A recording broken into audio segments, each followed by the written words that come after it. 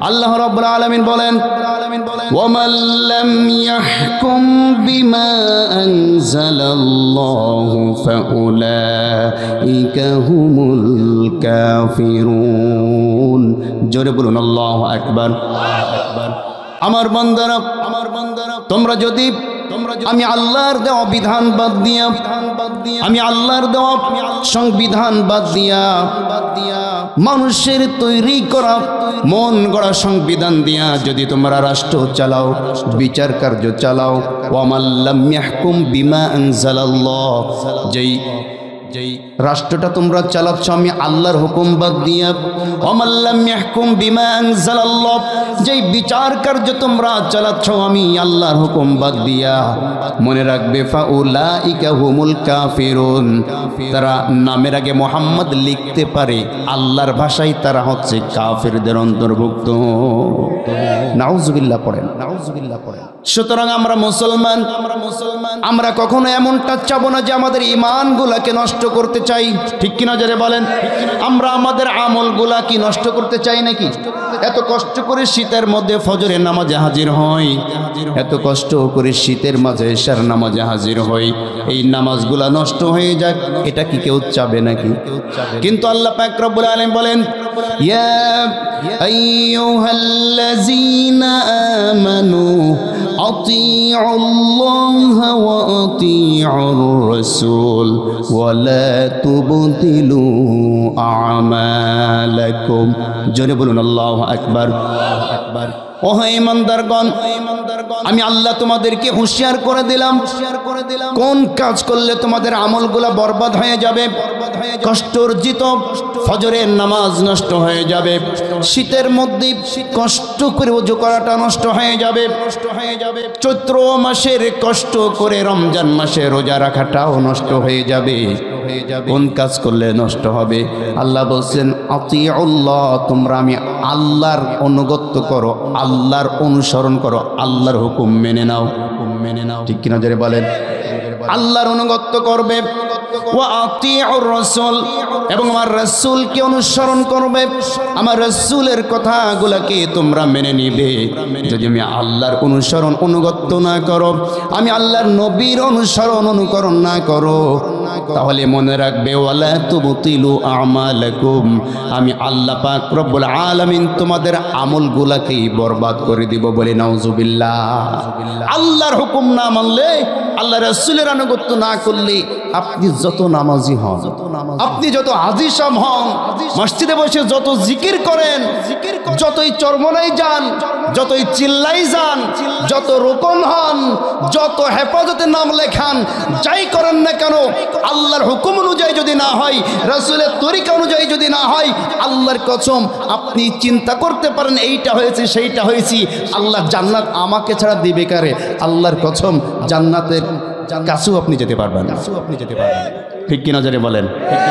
আমার ভাইয়েরা, এই জন্য আমাদেরকে ঈমান যাতে নষ্ট না হয়, আমলগুলা যাতে বরবাদ না হয়ে যায়, এদিকে আমাদেরকে খেয়াল করতে হবে।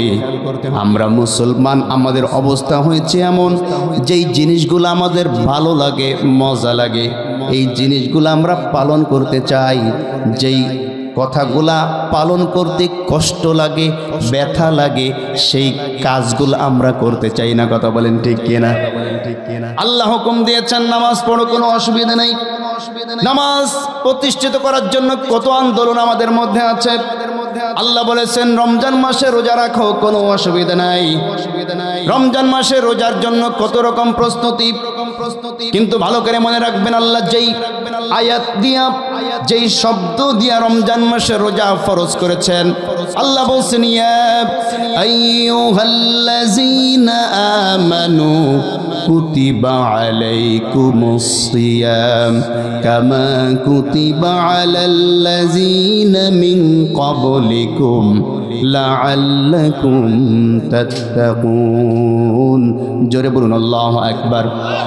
ও ঈমানদারগণ, কুতিবা আলাইকুমুস সিয়াম, তোমাদের জন্য আমি রমজান মাসের সিয়ামকে ফরজ করে দিয়েছি। এই রমজানের সিয়াম যখন ফরজ হলো, সমাজের ভিতরে দেখবেন রমজান মাস আসার 1 মাস আগে থেকে যে ঠিক মতো নামাজ কালামও পড়ে না, ইফতারি কেনার জন্য ব্যস্ত হয়ে যায়। ঠিক কিনা জানি বলেন? ইফতারের সময় কোন জায়গা থেকে খেজুর আনতে হবে? বাংলাদেশে যদি ভালো খেজুর না পাওয়া যায়, ইন্ডিয়া থেকে আনতে হবে। ইন্ডিয়ায় ভালোটা না পাওয়া গেলে সৌদিতে যারা আছে তাদের কাছে অর্ডার দিয়া সৌদি আরবের আজওয়া খেজুর দিয়ে ইফতারি করতে হবে। কত প্রকারের পানীয় থাকবে, শরবত থাকবে, এরপরে কত রকম ভাজা পোড়া কত কিছু থাকবে। এই আইটেম করতে করতে 1 মাস আগে থেকে রমজানের প্রস্তুতি নেওয়া শুরু করে, অথচ নামাজ পড়ে না। আছে না নাই? আমার ভাইয়েরা খুব ভালো করে বুঝতে হবে, যেই আল্লাহ পাক রব্বুল আলামিন কুরআনুল কারীমের মধ্যে বলছেন কুতিবা আলাইকুমাস সিয়াম, আমি তোমাদের জন্য সিয়ামকে ফরজ করে দিয়েছি। শব্দটা দেখেন, এইখানে আল্লাহ বলেছেন কুতিবা, আরেকটি আয়াতেও আল্লাহ বলেছেন কুতিবা, এইখানে আল্লাহ বলেছেন আলাইকুম, আরেকটি আয়াতেও আল্লাহ বলেছেন আলাইকুম। এইখানে আল্লাহ বলেছেন আসিয়াম, ওইখানে আল্লাহ বলেছেন আল কিতাল। সিয়াম শব্দের অর্থ হচ্ছে বিরত থাকা, রমজান মাসে সিয়াম পালন করা। আর কিতাল শব্দের অর্থ হচ্ছে আল্লাহর জমিনে আল্লাহর কোরআনকে সংবিধান হিসেবে প্রতিষ্ঠিত করার জন্য আন্দোলন করা। কথা বলছেন না কেন?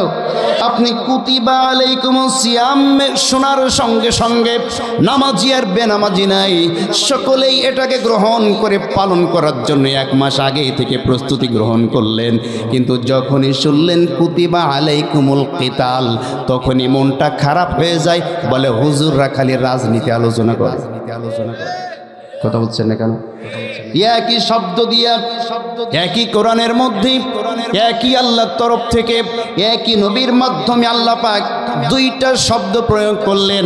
একটা শব্দ শুনতে আপনার মজা লাগলো, আর একটা শব্দ শোনার সাথে অন্তরের মধ্যে ব্যথা লাগলো। আল্লাহর কসম করে বলছি, আপনি নিজেকে যতই ইমানদার হিসেবে পরিচয় দেন, আল্লাহর প্রত্যেকটা হুকুম যতদিন পর্যন্ত অন্তরে ধারণ না করতে পারবেন, ভালো না বাসতে পারবেন, ততদিন পর্যন্ত পূর্ণাঙ্গ ইমানদার হতে পারবেন না। ঠিক কি না আমার ভাইয়েরা? আল্লাহ নামাজ ফরজ করেছেন যেই শব্দ দিয়া, আল্লাহ বলছেন আকিমুস সালাহ, তোমরা সালাত প্রতিষ্ঠিত করো, নামাজ কায়েম করো। নামাজ প্রতিষ্ঠিত করার জন্য, সালাত কায়েম করার জন্য মসজিদ টাইস করি, মসজিদ 2 তলা বানাই, মসজিদ কত কারুকার্য করি, কিন্তু সেই একই শব্দ দিয়া এইখানে বলেছেন আকিমুস সালাহ, ওইখানে বলেছেন আন আকিমুদ্দিন, এই জমিনের দিনকে কায়েম করো, দিন প্রতিষ্ঠিত করার আন্দোলন করো। নামাজের কথা শোনার পরে আপনার খারাপ লাগে নাই? যখনই বলা হলো আকিমুদ্দিন, বললেন হুজুর রাজনীতি করে। কথা বলছেন না কেন? আকিমুদ্দিন যদি রাজনীতি হয়, আকিমুস সালাহ কেন রাজনীতি হবে না? আমাকে বুঝিয়ে দেন। কথা বলছেন না? আপনারা কি আমার কথা বুঝতেছেন? আকিমুদ্দিন, এই কথা শুনলে যদি রাজনীতি মনে হয়, তাহলে আকিমুস সালাহ কেন রাজনীতি হবে না? কারণ একই শব্দ দিয়া 2টা কথা আল্লাহ বলেছেন, একই কোরআনের মধ্যে। কথা বলছেন না কেন? তাহলে একটা শুনলে আপনার কাছে রাজনীতি মনে হচ্ছে, আরেকটা শুনলে পালন করার জন্য পাগল পারা হয়ে উঠে পড়েছেন। আল্লাহ বলছেন ফামান শাআ ফালইউমিন ওয়া মান শাআ ফালইয়াকফুর। যে আয়াতগুলা, যে বিধানগুলা তোমার কাছে কোরআনের মধ্যে মজা লাগবে, ভালো লাগবে, এইগুলাকে তুমি পালন করবে। আর যেই কথাগুলা তোমার কাছে খারাপ লাগবে, তোমার যুক্তিতে মিলবে না, তোমার সমাজের সাথে যায় না, তোমার দলের বিপরীত চলে যাচ্ছে, তোমার নেতার বিরুদ্ধে চলে যাচ্ছে, এই আয়াতগুলোকে অস্বীকার করো। আল্লাহ বলছেন ইন্না আ'তাদনা লিয-যালিমিনা নারা, তোর মতন জালিমের জন্য আমি জাহান্নামের আগুন প্রস্তুত করে রেখেছি। আমার ভাইয়ের জন্য মুসলমান যদি হতে হয় আল্লাহ রাসূলের মিসওয়াক করা সুন্নাত যেমন আপনাকে ভালো লাগতে হবে, আল্লাহ রাসূলের পাগড়ি মাথায় দিয়ে নামাজ পড়ার ফজিলত যেমন আপনার ভালো লাগতে হবে, আল্লাহ রাসূলের বিয়ে করা সুন্নাত যেমন আপনার ভালো লাগতে হবে, আল্লাহ রাসূলের খাবার পরে মিষ্টি খাওয়া সুন্নাত যেমনি ভাবে আপনার মজা লাগতে হবে, ঠিক একইভাবে আল্লাহর নবী এই দিন কায়েম করার জন্য দাওয়াতি কাজ করতে গিয়া তায়েফের ময়দানে রক্ত ঝরিয়েছে। এজন্য দিনের কাজ করতে গিয়ে রক্ত ঝরানোটাও আপনার ভালো লাগতে হবে, ঠিক কি নজরে বলেন?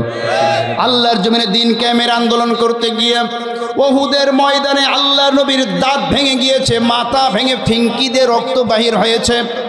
যদি আপনি আল্লাহকে ভালোবাসেন, আল্লাহ রাসূলকে মহব্বত করেন, মিসওয়াক করার মতো, পাগড়ি মাথায় দেওয়ার মতো, খাবার পরে মিষ্টি খাওয়ার মতো, আল্লাহর জমিনে দিন কায়েমের আন্দোলন করতে গিয়ে মায়ের খাওয়ার জন্য আপনাকে ময়দানে নামাটাও এটাকেও পছন্দ করতে হবে, অপছন্দ করলে হবে না, ঠিক কি না? আমরা তো সেই মুসলমান যেগুলা মজা লাগে, যেগুলা মিঠা মিঠা, এইগুলা আমাদের খুব ভালো লাগে। আর এই আলোচনা যারা করে তারাই সমাজের সবচেয়ে ফেমাস এবং ভালো, আমাদের আত্মার হুজুর। আর যারা খালি জিহাদের কথা বলে, কেতালের কথা বলে, আল্লাহর জমিনে দিন কায়েমের আন্দোলনের কথা বলে, তাদেরকে আমরা অপছন্দ করি।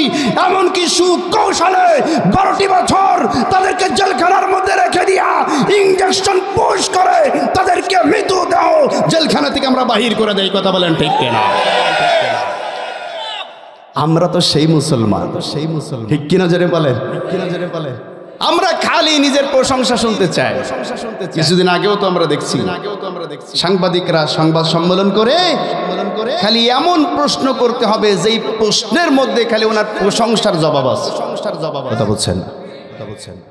যদি কোনো সাংবাদিক ভুল করে এমন কোন প্রশ্ন তাকে করে ফেলেছে যেই প্রশ্নের জবাব দিলে প্রশংসার থাকে না, দোষ একটু ঘাড়ে চলে যায়। কয়েকদিন পরে দেখি ওই চ্যানেলটা বন্ধ। কথা বলছেন না কেন? আমরা তো সেই মুসলমান। কষ্ট পাচ্ছেন আপনারা? খারাপ লাগতেছে? আমার ভাইয়েরা, এজন্য আমরা মুসলমান। আমাদের দিন হচ্ছে ইসলাম, সংবিধান হচ্ছে আল কোরআন, ঠিক কি নজরে বলেন? আল কোরআন দিয়া রাষ্ট্রটা চলুক, এটা আপনারা চান? কারা কারা চান? হাত তুলে আল্লাহকে দেখান। আল্লাহ কবুল করুন, বলেন আমিন। হাত নামান। খুব ভালো করে বুঝবেন, এই কোরআনের মধ্যে চোরের পক্ষে আয়াত আছে না বিপক্ষে আয়াত আছে? এই কোরআনের মধ্যে জালিমের পক্ষে আয়াত আছে না বিপক্ষে আয়াত আছে? এই কোরআনের মধ্যে ধর্ষণকারীর পক্ষে আয়াত না বিপক্ষে আয়াত? এই কোরআনের মধ্যে সুদের পক্ষে আয়াত না বিপক্ষে আয়াত? এখন আমরা যারা প্রকৃতপক্ষে মুসলমান হতে চাই, আল্লাহকে ভালোবাসি, রাসূলকে ভালোবাসি, আমরা আল্লাহর কোরআনের আইনটা এই সমাজে চাই। কিন্তু যারা দেখবেন আল্লাহর কোরআনের আইনটা এই সমাজে চালু হোক, এটার বিরোধিতা করে, বুঝবেন ও চোর, বুঝবেন ও লুটতারাজ, বুঝবেন ও জালিম, বুঝবেন ও ধর্ষণকারী, বুঝবেন ও দেশের টাকা আগেও যেমন পাচার করেছে এক শ্রেণীর লোক, এরাও তার থেকে কম কোনো কিছু করবে না। ঠিক কিনা? তার কারণ কোরআনের আইন তুমি কেন চাও না? অর্থটা কি? কেন? মানেটা কি? বলো আমাকে। কেন কোরআনের আইন দিয়ে রাষ্ট্র চললে তোমার অসুবিধা? তার মানে বোঝা যাচ্ছে কোরআনের আইন দিয়ে রাষ্ট্র চললে তোমার খাওয়া দাওয়া বন্ধ হয়ে যায়।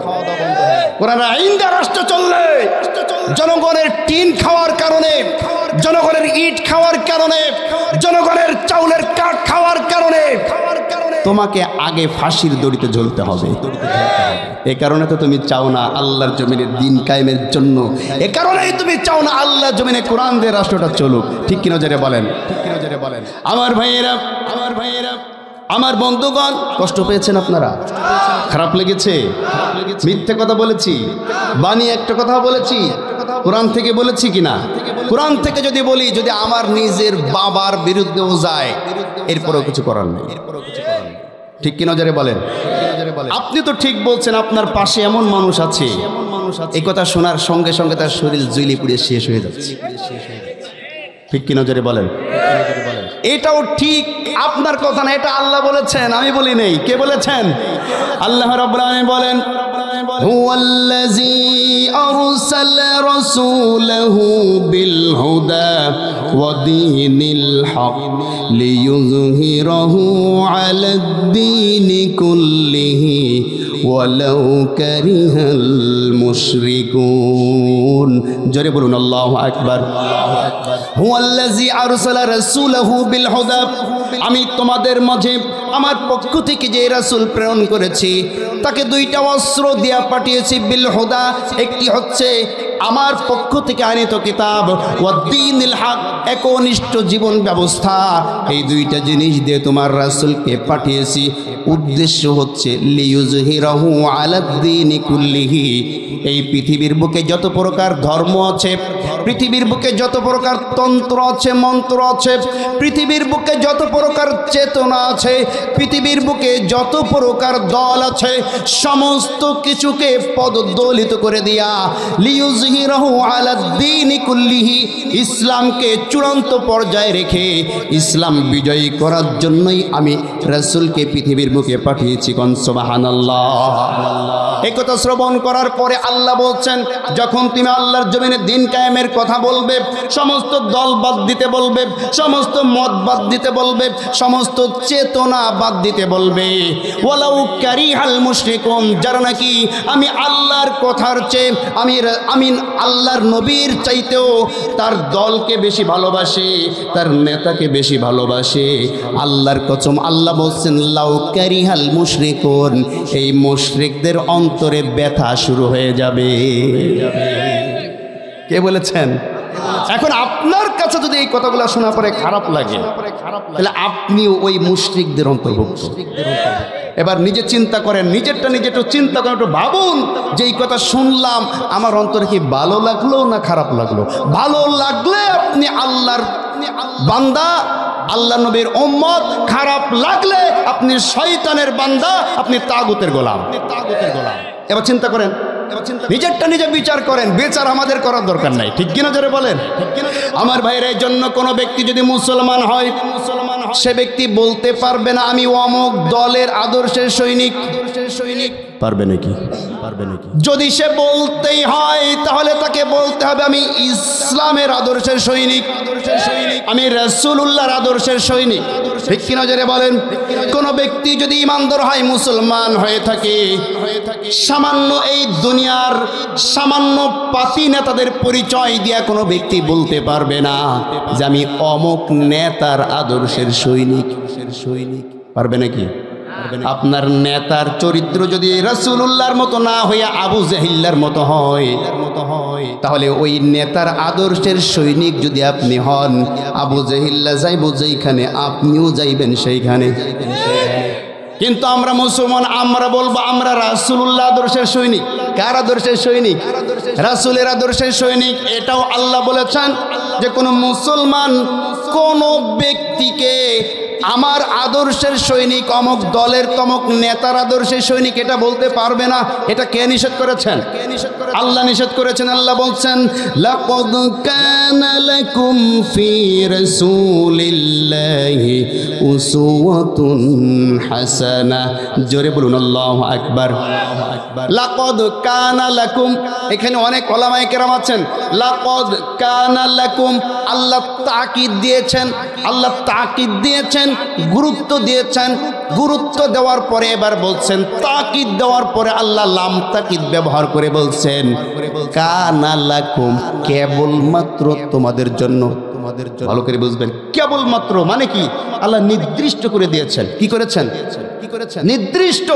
যদি বলা হয় কেবলমাত্র এই সামিয়ানার নিচে যারা আছেন, কেবলমাত্র তারাই মাহফিলে পরে কি তাবারক আছে না? মাশাআল্লাহ। কেবলমাত্র সামিয়ানার নিচে যারা থাকবেন তারাই শুধু তাবারক পাবেন, বাইরে যারা থাকবেন তারা কিন্তু তাবারক পাবেন না।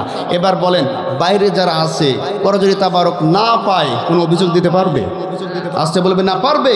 কারণ এখানে নির্দিষ্ট করা হয়ে গিয়েছে কেবলমাত্র মাহফিলের প্যান্ডেলের নিচে আসতে হবে, তাবারক পাবেন। ঠিক তেমনি ভাবে আল্লাহ বলেন লাকাদ কানা লাকুম, কেবলমাত্র তোমাদের জন্য ফি রাসূলিল্লাহি, তোমাদের নবীর মধ্যে আমি রেখে দিয়েছি উসওয়াতুন হাসানা, উত্তম আদর্শ। সুতরাং কেউ যদি নিজেকে কোন নেতার আদর্শের সৈনিক হিসাবে পরিচয় দিতে চায়, সে যেন পরিচয় দেয় আমি রাসূলুল্লাহর আদর্শের সৈনিক। ঠিক কি নজরে বলেন? এছাড়া দুনিয়াবি কোন নেতার আদর্শের সৈনিক হিসাবে কোন মুসলমান তার পরিচয়টা দিতে পারে না। আসতে বলবেন না পারে? সুতরাং আমরা রাসূলের আদর্শের সৈনিক, আমরা ইসলাম এই জমিনে কায়েম করতে চাই, সংবিধানটা আল্লাহর দেখতে চাই। ঠিক কিনা জোরে বলেন আমার ভাইরা। আমি আপনাদের সামনে সূরাতুল ফাজর, এই সূরা থেকে কয়েকটি আয়াত তেলাওয়াত করেছি। এই সূরাকে সামনে নিয়ে কয়েকটি কথা, কিছু আলোচনা আপনাদের সামনে পেশ করতে চাই। একটু কি সময় হবে? থাকবেন তো ইনশাআল্লাহ? আমার ভাইরা, সূরাতুল ফজর, এই সূরাটি আল্লাহ পাক 30টি আয়াত রেখেছেন। কয়টি আয়াত? 30টি আয়াত। এই সূরাটি নাজিল হয়েছিল মক্কায়। কোথায় নাজিল হয়েছে? মক্কায় নাজিল হয়েছে। একটি রুকু আছে এই সূরাটির প্রথম আয়াতে, ফজর শব্দটি উল্লেখ আছে, ওয়াল ফজর। এই ওয়াল ফজর এই সূরার প্রথম আয়াত থেকে এই সূরাটির নামকরণ করা হয়েছে সূরাতুল ফজর। আচ্ছা বলেন তো ফজর শব্দের অর্থ কি? বলেন ফজর শব্দের অর্থ কি? জানেন না আপনারা? জি বলেন, সমস্যা নেই, বলেন। মাশাআল্লাহ। ফজর শব্দের অর্থ হচ্ছে ভোরবেলা। ফজর শব্দের অর্থ কি? ভোরবেলা। যখন ফজর হয় বা ফজরের আগ যে মুহূর্ত, এইটাকে বলা হয় ফজর। ফজরের আজানের আগের যে মুহূর্তটা, এই মুহূর্তটাকে বলা হয় কি? ফজর। কথা কি বুঝতে পেরেছেন? বাংলায় বলা হয় সুবহে সাদিকের সময়। কি কথা কি বোঝা গিয়েছে আমার ভাইয়েরা? এই যে অল ফজর, ফজর শব্দের অর্থ হচ্ছে ভোরবেলা। এই যে আরবি একটি কোরআনের একটি আয়াতের একটি শব্দের একটি অর্থ আমরা আজকে শুনলাম। এটা মনে থাকবো তো ইনশাআল্লাহ? আজীবন মনে রাখবেন। এর ফায়দাটা কি? আল্লাহ নবী সাল্লাল্লাহু আলাইহি ওয়াসাল্লাম বলেন, যদি কোনো বান্দারা এক সকাল অথবা এক বিকাল বা দিনের কিছু সময় বা রাতের কিছু অংশ আমার কোরআন নিয়ে গবেষণা করে, আমার কোরআন থেকে কোনো কিছু জানার চেষ্টা করে, এই পৃথিবীর বুকে যত প্রকার সম্পদ আছে সমস্ত সম্পদগুলো একত্রিত করলে যা হবে তার চাইতে উত্তম সম্পদ আমার রাস্তায় দান করার সব আমি তাকে দান করে দেব। এজন্য কোরআনের কাছে যত আসবেন তত লাভ। ঠিক কিনা? এই কোরআনের একটি মাত্র অক্ষর যদি কোনো ব্যক্তি তেলাওয়াত করে, আল্লাহ নবী বলেন আলিফ লাম মিম, এটা একটি অক্ষর নয়, বরঞ্চ এখানে 3টি অক্ষর। আলিফ একটি অক্ষর, লাম একটি অক্ষর, মিম একটি অক্ষর। যদি কোনো ব্যক্তি আলিফ লাম মিম পড়ে ফেলে, আল্লাহ পাক তার আমলনামায় 30টি নেকি তার জন্য দান করে দেয়। আমার ভাইয়েরা, এই জন্য মাহফিলে আসলে যারা আলোচক আছে তারা কোরআন তেলাওয়াত করে কি করে না? এই কোরআন তেলাওয়াতের মাধ্যমে যতগুলো অক্ষর পড়া হয়, প্রত্যেকটা অক্ষর শ্রবণ করলে আল্লাহ পাক 10টি করে নেকি লিখে দেন। আর বসে থাকা দরুন যে মাটিতে বসে থাকবেন, কঠিন কিয়ামতের ময়দানে এই মাটি আপনার আমার পক্ষে নাজাতের জন্য সাক্ষী হয়ে যাবে। কোন সুবহানাল্লাহ। যারা নাকি মাহফিলের বিরোধিতা করে, এরা ইবলিসের কর্মসূচি বাস্তবায়ন করতে চায়। কার কর্মসূচি বাস্তবায়ন করতে চায়? ইবলিসের কর্মসূচি বাস্তবায়ন করতে চায়। তার কারণ আল্লাহ পাক রব্বুল আলামিনের সামনে ইবলিস দাঁড়াইয়া বলছে, ও আমার রব, ও আমার প্রভু, লা আকুদান্না লাহুম সিরাতাকাল মুস্তাকিম। আপনার মধ্যে আর আপনার বান্দার মধ্যে সম্পর্ক তৈরি হয় এমন যতগুলা রাস্তা আছে, সমস্ত রাস্তার মাঝখানে আমি শয়তান উৎপেতে বসে থেকে আপনার সাথে বান্দার সম্পর্ক আমি ছিন্ন করে দিব। বলি নাউজুবিল্লাহ। আল্লাহর সাথে বান্দার সম্পর্ক তৈরি হওয়ার সবচাইতে সুন্দর একটি মাধ্যম হচ্ছে আল্লাহর কোরআনের কাছে আসা। সুবহানাল্লাহ পড়েন। যে বান্দা যত বেশি কোরআন তেলাওয়াত করবে, যে বান্দা যত বেশি কোরআন স্টাডি করবে, বোঝার চেষ্টা করবে, অর্থ পড়বে, আল্লাহর নবী বলেন একজন বান্দা যখন সেজদা দেয়, ওয়াসজুদ ওয়াক্তারিব, সেজদা দিলে সে ব্যক্তি, সে বান্দা আল্লাহর কাছাকাছি চলে যায়। কিন্তু কোনো বান্দা যদি কোরআন তেলাওয়াত করা শুরু করে দেয়, স্বয়ং আল্লাহ পাক ওই বান্দার কাছাকাছি চলে আসেন। কোন সুবহানাল্লাহ। তাহলে এই কোরআনের এই মজমা, এই কোরআনের এই আয়াত, কোরআন তেলাওয়াত, কোরআনের মাহফিল ছাড়া যাবে? ছাড়া যাবে? ছাড়বে মাত্র কেবলমাত্র শুধুমাত্র তারা যারা কপাল পোড়া, যারা কপাল পোড়া। ঠিক কিনা যারা বলেন? আর আপনি খোঁজ নিয়ে দেখেন, আপনার এই মহল্লায় এখানে মাহফিল হচ্ছে, মাহফিলের আশেপাশেও খোঁজ নিয়ে দেখবেন অনেক বাসার মধ্যে এখনো টেলিভিশন চলছে। টেলিভিশন চলছে। কথা বলছেন না কেন? চলছে কি চলছে না? খোঁজ নিয়ে দেখেন যে আমি মিথ্যা বলছি কিনা। চলছে, কারণ শয়তান চাই যে ওরা টেলিভিশন নিয়ে বসে থাকো, কোরআনের ময়দানে না আসে। ঠিক কিনা? কারণ কপাল তো কিছু বান্দাকে পোড়াইতে হবে। কপাল না পোড়াইলে শয়তানের দলের লোক তো শয়তান খুঁজে পাবে না। ঠিক কিনা যারা বলেন? আমার ভাইরা, ওয়াল ফাজর অর্থ হচ্ছে আল্লাহ পাক রব্বুল আলামিন কসম করেছেন। কি করেছেন? আল্লাহ পাক যদি কোনো বিষয়কে, গুরুত্বপূর্ণ বিষয়কে বোঝাইতে চান, সেই বিষয়কে সামনে নিয়ে আল্লাহ পাক কসম করেন। আল্লাহ যখন কসম করেন, আল্লাহ সৃষ্টিকে নিয়ে আল্লাহ কসম করেন। আর বান্দা যখন কসম করবে, কেবলমাত্র কার জন্য কসম করবে? আল্লাহর নামে বাদে অন্য কারো নামে কসম করা কি যাবে? কিন্তু আমাদের সমাজে অন্যের নামে কসম আছে না নাই? বলে মাথা ছুঁয়ে করছি, চোখ ছুঁয়ে করছি, এরপরে কোরআন শরীফ ছুঁয়ে করছি, মসজিদ ছুঁয়ে করছি। এই কসম আছে না? মার কসম, বাবার কসম, এই যে কসমগুলো আছে, একমাত্র কেবলমাত্র আল্লাহর কসম ছাড়া অন্য কারো নামে কোনো কসম করা যাবে না। আমার ভাইয়েরা, এই জন্য আমাদেরকে শয়তান সর্বাবস্থায় আল্লাহর সাথে শিরিক করাইতে চায়, তাওহীদ থেকে দূরে সরিয়ে রাখতে চায়। ঠিক কিনা যারা বলেন? কিন্তু কোনো বান্দা যদি তাওহীদ বুঝে ফেলে, এই বান্দাকে মেরে ফেললো, শিরিকের ধারে কাছে এই বান্দা যাবে না। ঠিক কিনা আমার ভাইয়েরা?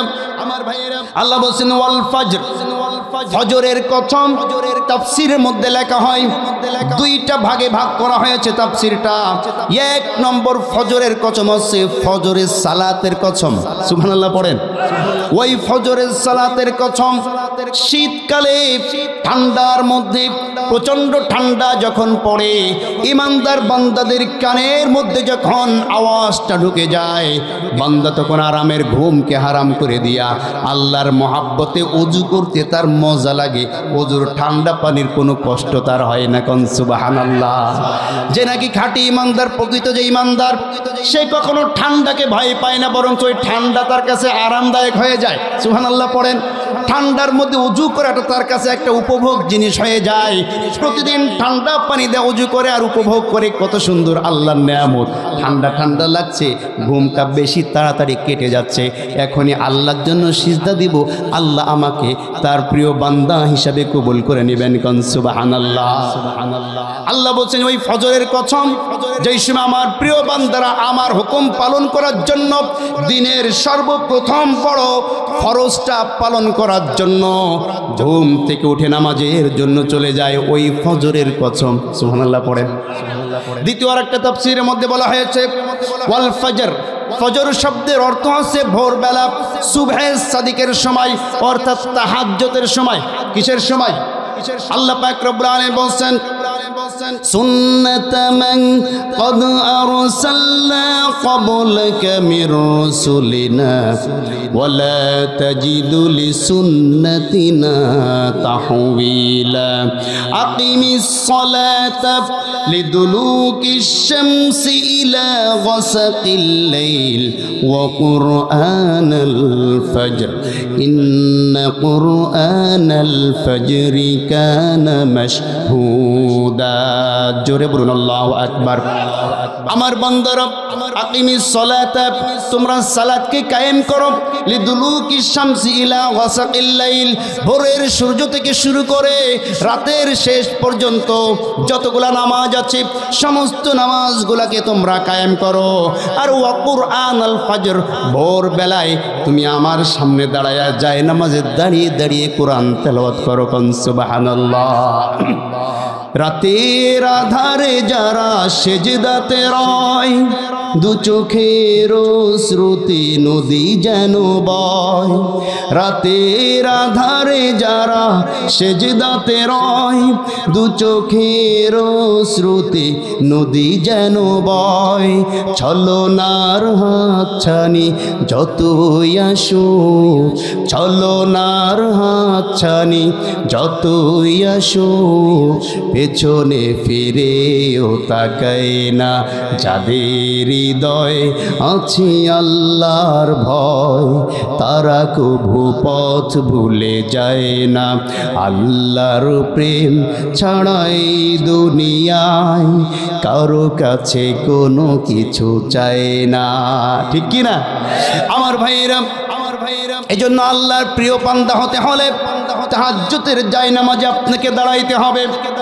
আমার ভাইয়েরা, এই দুনিয়ার বুকে যতগুলা নামাজ আছে, যেই কয়েকটা নামাজ আছে, প্রত্যেক নামাজের সময় আমাদের মসজিদের মেহরাব থেকে, মসজিদের মিনারা থেকে মুয়াজ্জিনের আজানের আওয়াজ আমাদের কানের মধ্যে ভেসে যায়। প্রত্যেক নামাজে মুয়াজ্জিন আমাদেরকে নামাজের জন্য ডাকে, কিন্তু একটা সময় একটা ওয়াক্তে আল্লাহ নিজে মুয়াজ্জিন হইয়া বান্দাদেরকে ডাক দেন। কোন সুবহানাল্লাহ। কোন সময়? কোন সময়? তাহাজ্জুদের সময়। আল্লাহ নবী সাল্লাল্লাহু আলাইহি ওয়াসাল্লাম বলেন, প্রত্যেক রাতের শেষ অংশে আল্লাহ পাক রব্বুল আলামিন নিজে এই দুনিয়ার শেষ আকাশের নিকটবর্তী আকাশে চলে আসেন। এসে বান্দাদেরকে ডাক দেন, কে আছো অপরাধী, আমার কাছে মাপ চাও, আমি মাফ করে দেব। কে আছো রিজিক চাও অভাবী, আমার কাছে রিজিক চাও, আমি তাকে অভাব মুক্ত করে দিব।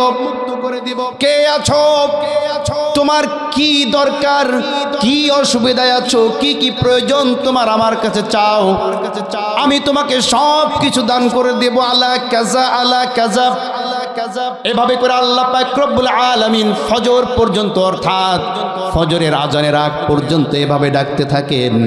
আল্লাহ নবী বলেন, এই সময় আল্লাহর আহ্বানে, আল্লাহর আজানে সাড়া দিয়া যেই সমস্ত বান্দা এবং বান্দিরা তাহাজ্জুদের জায়নামাজে দাঁড়িয়ে যেতে পারবে, আল্লাহ পাক রব্বুল আলামিন তাদের জন্য ঘোষণা করে দিয়েছেন, মাকামাম মাহমুদা, আমি আমার নিয়ামতের, জান্নাতের মধ্যে চূড়ান্ত যে নিয়ামতটা রেখে দিয়েছি, সেটি হচ্ছে আমি আল্লাহ ওই বান্দার সাথে আমি দেখা দিব। আমি আল্লাহ বান্দার সরাসরি সামনে চলে আসব। আমি আল্লাহ তাকে সুউচ্চ মাকাম দান করব। যারা তাহাজ্জুদের জায়নামাজে দাঁড়াইতে পারবে, আমি আল্লাহ পাক তাদেরকে এই মর্যাদায় অধিবেশন করে দেব। কোন সুবহানাল্লাহ। যেন আল্লাহর ভালোবাসা যদি পেতে হয়, তাহাজ্জুদে দাঁড়াইতে হবে। ঠিক কি না? আপনি একটু নিয়ত করে একদিন দাঁড়ান না, 2 দিন দাঁড়ান, এরপরে তাহাজ্জুদ না পড়তে পারলে আপনার ভালো লাগবে না। ঠিক কিনা জানি বলেন আমার ভাইয়েরা? এই জন্য আল্লাহ ফজরের কসম করেছেন, ফজরের নামাজ এবং তাহাজ্জুদের কসম। এরপর আল্লাহ বলছেন, ওয়া লায়ালিন আশ, 10 রাতের কসম। কয় রাতের? 10 রাতের কসম। অর্থাৎ জিলহজ মাসের 1 থেকে 10 তারিখ পর্যন্ত যেই 10টি রাত আছে, এই 10 রাতের গুরুত্ব আল্লাহ নবী বলেছেন, পৃথিবীর বুকে যত রাত আল্লাহ দান করেছেন, এই 10টি রাতের যে মর্যাদাশীল রাত এই পৃথিবীতে আল্লাহ পাক রব্বুল আলামিন দ্বিতীয় আর একটাও দেন নাই। এই জিলহজের 1 থেকে 10 তারিখের রাত্রে কেউ যদি ইবাদত করে, আল্লাহ নবী বলেছেন লাইলাতুল কদরের ইবাদতের সওয়াব তাকে দান করা হয়। কথা কি বোঝা গিয়েছে আমার ভাইয়েরা? অথচ আমরা কি করি? বিশেষ করে 2 ঈদ যখন আসে, 2 ঈদের আগে চাঁদ রাত যখন শুরু হয়ে যায়, এই চাঁদ রাতে ইবাদত করাটাও লাইলাতুল কদরের ইবাদতের সমান। সুবহানাল্লাহ পড়েন। কিন্তু এই চাঁদ রাতে যাতে বান্দারা ইবাদত না করে, সারা মাস রমজান মাসে সারাটি মাস রোজা রেখে যেই সবগুলা অর্জন করেছে, জিলহজ মাস আসার পরে 1 থেকে 10 তারিখ 9 তারিখ পর্যন্ত যেই ভালো ভালো কাজগুলা করেছে এই আমলগুলা যাতে বরবাদ হয়ে যায়, বান্দার সব আমলগুলা যাতে নষ্ট হয়ে যায়, শয়তান সুকৌশলে ইবাদতের রাতটাকে বানিয়ে দিয়েছে চাঁদ রাত। কি রাত? চাঁদ রাত।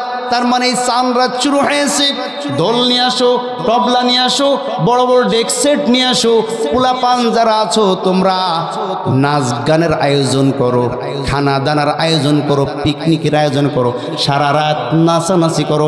ফজরের নামাজ পড়ার দরকার নাই, ঈদের নামাজ পড়লেই চলবে। কথা বলছেন না কেন? এমন করে কি করে না? চাঁদ রাত আসলে আমাদের সমাজে শুরু হয়ে যায় সারা রাত নাচানাচি খাওয়া খাই করে ফজরের একটুখানি আগে ঘুমায়, ফজর নামাজ তো হয় না, ঘুম থেকে কোনো মতো উঠে গোসল করে দৌড় দেয় ঈদের নামাজ। ঠিক কিনা যারা বলেন? মানে সারা মাস কষ্ট করে যে রোজাগুলা রেখেছো এইগুলা যাতে ধ্বংস করা যায়। ঠিক কিনা যারা বলেন? আমার ভাইয়েরা আল্লাহ পাক বলছেন ওই 10 রাতের কসম, যেই 10 রাত আমি আল্লাহর কাছে সবচাইতে ফজিলতপূর্ণ, ওয়াশ-শাফঈ ওয়াল ওয়াতরি, আমি আল্লাহ কসম কাটছি জোড় এবং বেজোড়ের। সুবহানাল্লাহ পড়েন। জোড়ের কসম এবং বেজোড়ের কসম। আল্লাহ বলছেন যে আমি তোমাদের প্রত্যেকটা জাতিকে, এমনকি মানুষ তোমাকেও আমি বেজোড় বানাই নাই, জোড়ায় জোড়ায় তোমাকে সৃষ্টি করেছি। ওয়া খালাকনাকুম আজওয়াজা। জোরে বলুন আল্লাহু আকবার। আমি প্রত্যেকটা মানুষকে তার জোড়া সৃষ্টি করেছি, স্বামী এবং স্ত্রীর মাধ্যমে তার জোড়া আমি মিলিয়ে দিয়েছি। আমি প্রত্যেক পশুর মধ্যে জোড়া সৃষ্টি করেছি। ঠিক কিনা জোরে বলেন? আল্লাহ পাক এই জোড়ের কসম করেছেন আর বেজোড়ের কসম করেছেন। আল্লাহ পাক বলছেন যে বেজোড়ের কিছু গুরুত্ব আমি আল্লাহর কাছে আছে। বলে তো কোরআন কি এক নাকি জোড়? আল্লাহ এক নাকি আল্লাহ জোড়া আছে? আমার ভাইরা, আমাদের নবী কয়জন? শেষ নবী কয়জন? আমার ভাইরা, কাবা ঘর কয়টা? একটাই। আমার ভাইরা, পুলসিরাতও একটা। ঠিক কিনা জোরে বলেন? মিজানও একটা। আমরা জাতি হিসাবেও আল্লাহ আমাদেরকে বলেছেন যে তোমরা উম্মাতান ওয়াহিদা, তোমরা মুসলমান সব এক জাতি। ঠিক কিনা জোরে বলেন? সুতরাং আল্লাহ বলছেন জোড়ের কসম আর বেজোড়ের কসম। ওয়াল্লাইলি ইজা ইয়াসরি, ওই রাতের কসম যেই রাত আস্তে আস্তে অতিবাহিত হয়ে যাচ্ছে, যেই রাত আমি তোমাদের জন্য অতিবাহিত করা সহজ করে দিয়েছি। অন্য আয়াতে আল্লাহ বলছেন ওয়াল্লাইলি ইজা ইয়াগশা, ওই রাতের কসম যেই রাত মানুষকে চাদরের মতো আচ্ছাদন করে নেন। কোন সুবহানাল্লাহ। এটার ব্যাখ্যা করতে গিয়ে মুফাসসিরিন কেরাম রাখেন যে আল্লাহ এই যে দিন এবং রাত হচ্ছে, এই রাতের কসম করেছেন। আবার একটি বিশেষ রাতকে আল্লাহ বলেছেন ওয়াজআলনা মিন বাইনি আইদিহিম সাদ্দান ওয়া মিন খালফিহিম সাদ্দান ফাআগশাইনাহুম ফাহুম লা ইউবসিরুন। জোরে বলুন আল্লাহু আকবার। ও নবী, তোমার কি মনে আছে নাকি? ওয়াজআলনা মিন বাইনি আইদিহিম সাদ্দা ওয়া মিন খালফিহিম সাদ্দা। কাফের মুশরিকরা যখন তোমাকে হত্যা করার জন্য তোমার বাড়ির চারিপাশে তারা তরবারি নিয়ে ঘুরে বেড়াচ্ছিল, আমি আল্লাহ পাক রব্বুল আলামিন তোমাকে হুকুম দিলাম আজকে রাত্রেই তোমাকে হিজরত করতে হবে। বাইরে এসে তুমি যখন কাফেরদেরকে দেখতে পেলে, আমি তোমাকে শিখাইয়া দিলাম ওয়ামা রমাইতা ইজ রমাইতা ওয়ালাকিন্নাল্লাহ রমা। হাতে তুমি এক মুষ্টি বালু নিলা, আর এই আয়াতটি পড়ে ফু দেওয়ার সঙ্গে সঙ্গে ওই মুশরিকদের চোখের মধ্যে আমি বালু ঢুকাইয়া দিলাম। আর ওয়াজআলনা মিন বাইনি আইদিহিম সাদ্দা ওয়া মিন খালফিহিম সাদ্দা, মুশরিকদের সামনে এবং পেছনে আমি আল্লাহ অদৃশ্য দেওয়াল সৃষ্টি করে দিলাম। আর ফাগশাইনাহুম, এবং তাদেরকে আমি বেষ্টন করে দিলাম, ঢেকে দিলাম, যাতে তারা তোমাকে দেখতে না পায়। কোন সুবহানাল্লাহ। ওই রাতের কসম যে রাতে আল্লাহ পাক মুশরিকদেরকে বেষ্টন করে দিয়া তার নবীকে জীবিত কাফের মুশরিকদের সামনে দিয়া পার করে মদিনায় পাঠিয়ে দিলেন। কোন সুবহানাল্লাহ। আমার ভাইরা, ইসলামকে নিয়ে যারা চক্রান্ত করো তারা তো ইতিহাস থেকে সাক্ষী নেও না। ঠিক কিনা? ইতিহাস থেকে তোমাদেরকে সাক্ষী নিতে হবে। যুগ যুগ ধরে ইসলাম ছিল, ইসলামের বিরোধী দল ছিল, ছিল কি ছিল না? এই পৃথিবীতে যেমন ইব্রাহিম ছিল তেমন নমরুদ ছিল, এই পৃথিবীতে যেমন মূসা ছিল তেমন ফেরাউন ছিল, এই পৃথিবীতে জনাবে মুহাম্মদ রাসূলুল্লাহ ছিল, আবু জাহালও ছিল। ঠিক কিনা জোরে বলেন? যুগ যুগ ধরে দেখবেন ইসলামের বিরোধিতা যারা করেছে সেই নমরুদ এখনো তো আছে পৃথিবীতে, আছে নমরুদ আছে, হ্যাঁ নমরুদের ক্ষমতা আছে, ফেরাউন কি পৃথিবীতে আছে? এমনকি ফেরাউনের দলের লোক যারা, তার কাজ যারা বাস্তবায়ন করতে চায়, তাদের কারোর মধ্যে কি ফেরাউন নামের কাউকে পেয়েছেন? নমরুদ নামের কেউ আছে? ইহুদিরা তো অন্তত নমরুদ নামে একটা নাম রাখতে পারে, ঠিক কিনা? আছে, আছে। হিন্দুরা অন্তত ফেরাউনের নামে একটা নাম রাখতে পারত। কোন হিন্দুর নাম কি ফেরাউন আছে নাকি? আমার ভাইয়েরা শুধু তাই নয়, আপনার ডিপ জলকে চিনেন? ডিপ জল, হ্যাঁ, বিরাট বড় আল্লাহর ওলি, তাই না? এই ডিপ জল সাহেবকে শেখ আহমদুল্লাহ চিনেন তো? শেখ আহমদুল্লাহ তিনি একটা কনফারেন্সে ওনার সাথে দেখা হয়েছে, তিনি প্রশ্ন করেছেন, আচ্ছা আপনি এই যে সিনেমার মধ্যে এত বাজে একটা অভিনয়টা নিয়েছেন, ভিলেনের অভিনয়, এই অভিনয় আপনি কেন করেন? আপনাকে তো মানুষ গালিগালাজ করে, কথা কি বুঝতে পেরেছেন? তা উনি তখন বলছে যে হুজুর, আমি এই অভিনয়টা এই কারণে করি যে মানুষদেরকে আমরা এই মেসেজটা দেই যে মানুষ, দর্শক তোমরা যারা দেখছো তারা শোনো, সিনেমার শুরু থেকে কিন্তু ভিলেনদের শক্তি থাকে আলাদা, ভিলেনদের পাওয়ার থাকে আলাদা, ভিলেনদের জয় জয় করা অবস্থা, নায়করা থাকে দুর্বল, নায়কদের ক্ষমতা থাকে না।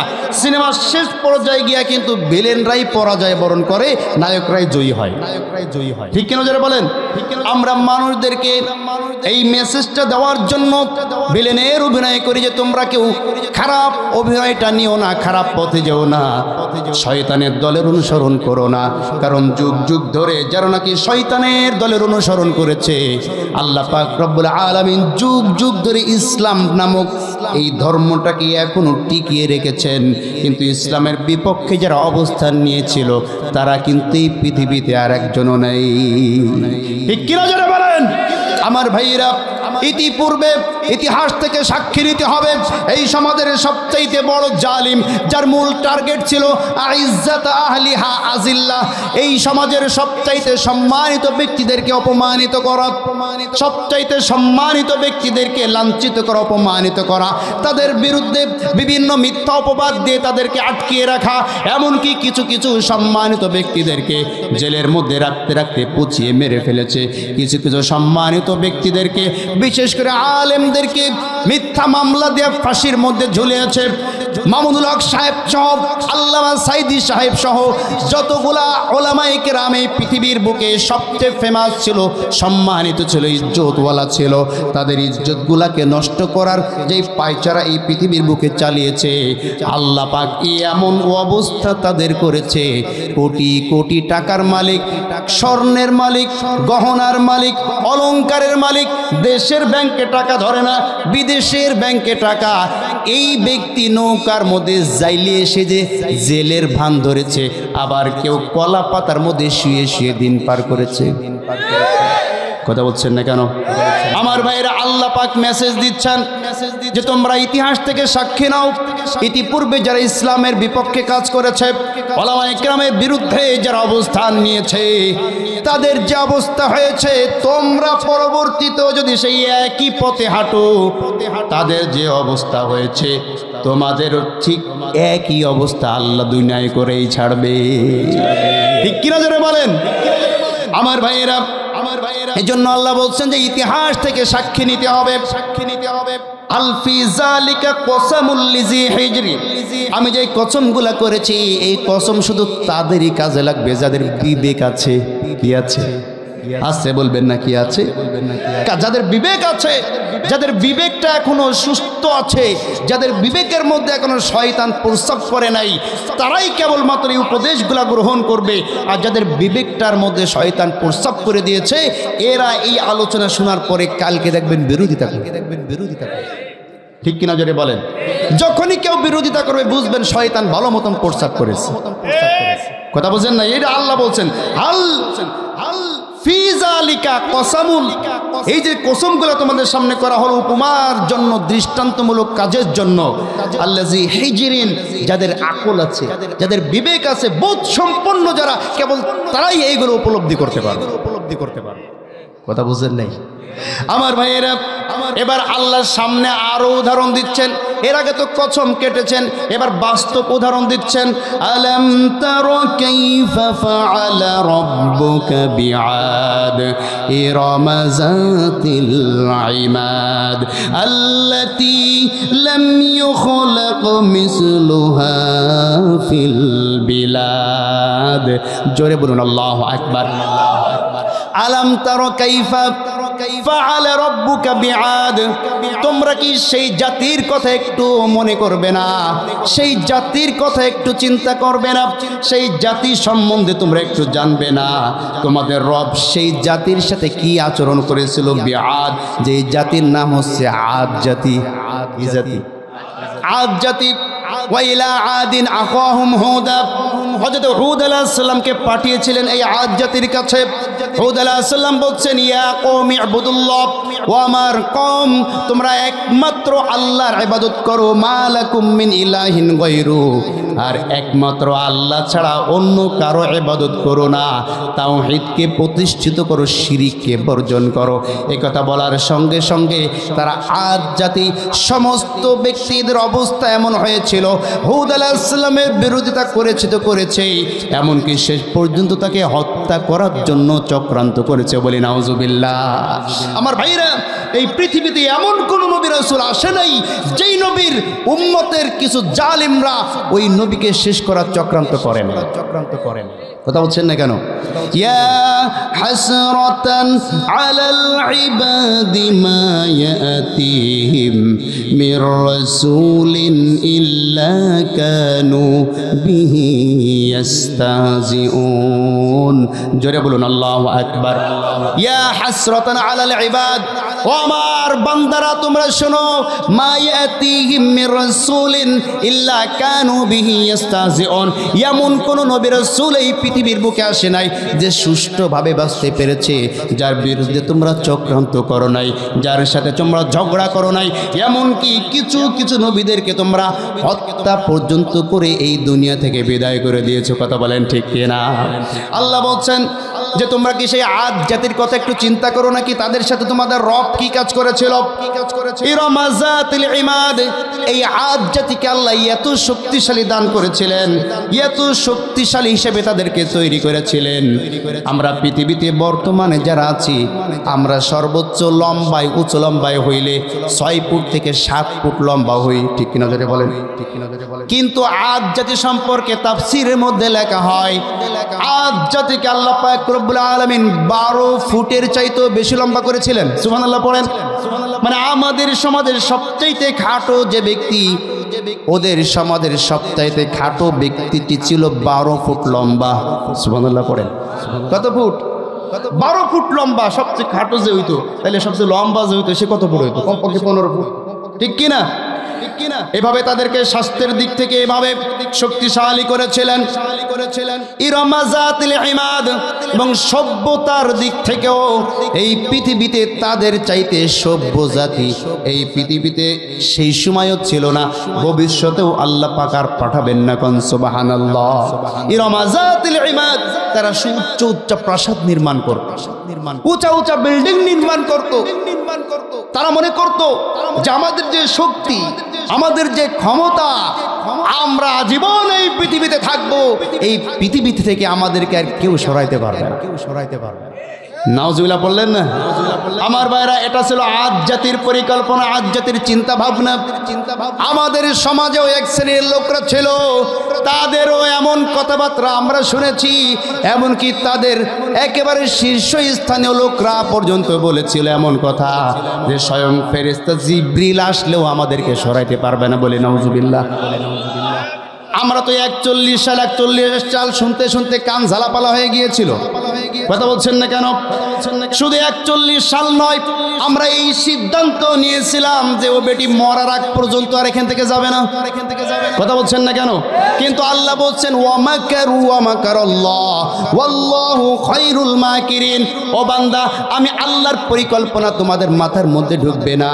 তোমরা কি চিন্তা নিয়ে বসে আছো? তোমাদের চিন্তা, তোমাদের মাথা যতটুকু, চিন্তা ততটুকু, আর আমি আল্লাহর পরিকল্পনা তো অনেক ব্যাপক। সুবহানাল্লাহ। তোমাদের কি মূসা আলাইহিস সালামের কথা মনে নাই? যেই মূসাকে মারার জন্য 40,000 শিশুকে হত্যা করেছিল ফেরাউন, সেই মূসাকে ফেরাউনের ঘরের মধ্যে লালন পালন করেছি। সুবহানাল্লাহ পড়েন। তোমাদের কি মনে নাই? যেই নমরুদকে হত্যা করার জন্য, যেই ইব্রাহিমকে হত্যা করার জন্য নমরুদ স্বামী স্ত্রীর মধ্যে একত্রিত হওয়া বন্ধ করে দিয়েছে 6 মাসের জন্য, সেই 6 মাসের মধ্যেই ইব্রাহিমকে আমি নমরুদের মধ্যে পাঠিয়ে দিয়েছি। কোন সুবহানাল্লাহ।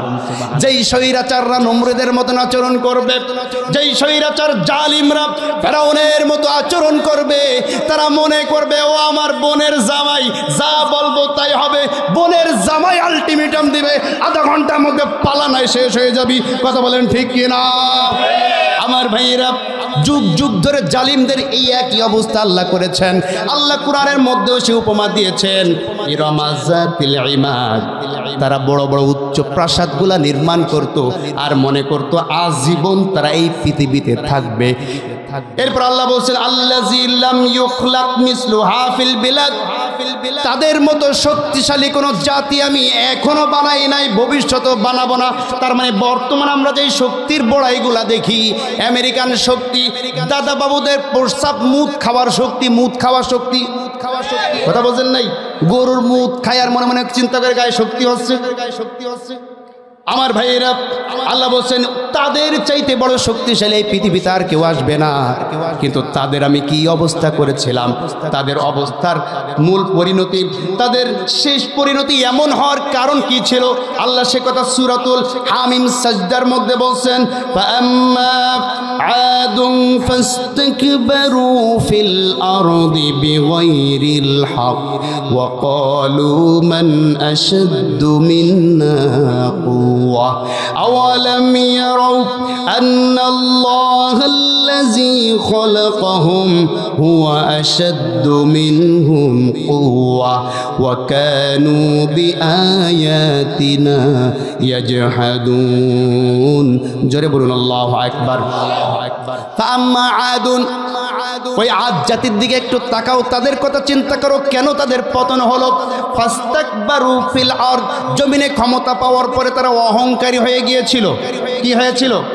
জমিনে ক্ষমতা পাওয়ার পরে তারা এই জমিনের বুকে সবচেয়ে বেশি অহংকারী হয়েছিল, মানুষকে মানুষ বলে দাম দিত না।